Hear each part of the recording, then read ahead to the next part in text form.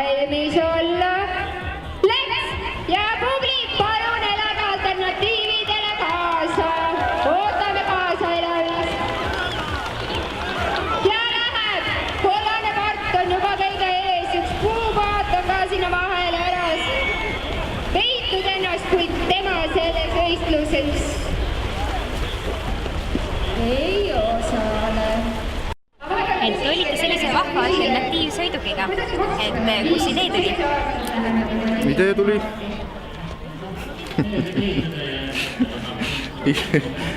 Ideed ei tulnudki, lihtsalt panin kokku valimislubadused ja nii ta valmis sai. Ja kui palju valimislubadusi sellisest võiks olla, mis aasta jugu?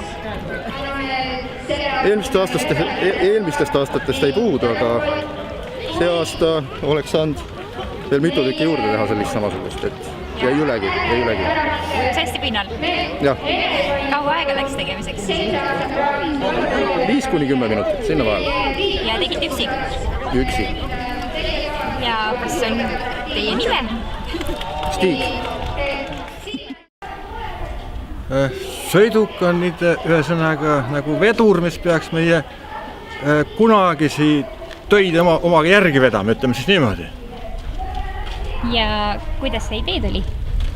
Idee tuli, algul mõtlesime, et me ei pane sinna ette midagi muud, et paneme tavase kummipaadi, aga siis oleks natuke nagu siuke liiga lihtne jäänud ja siis sai mõelda, et teeme ikka midagi ilusamat ka.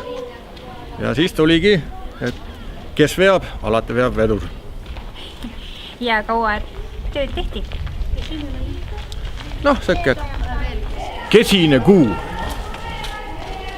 Õhtutunnid, peaaegu. Iga päev õhtutunnid läksid paar tundi. Õhtut sai ikka hakkama mõelda.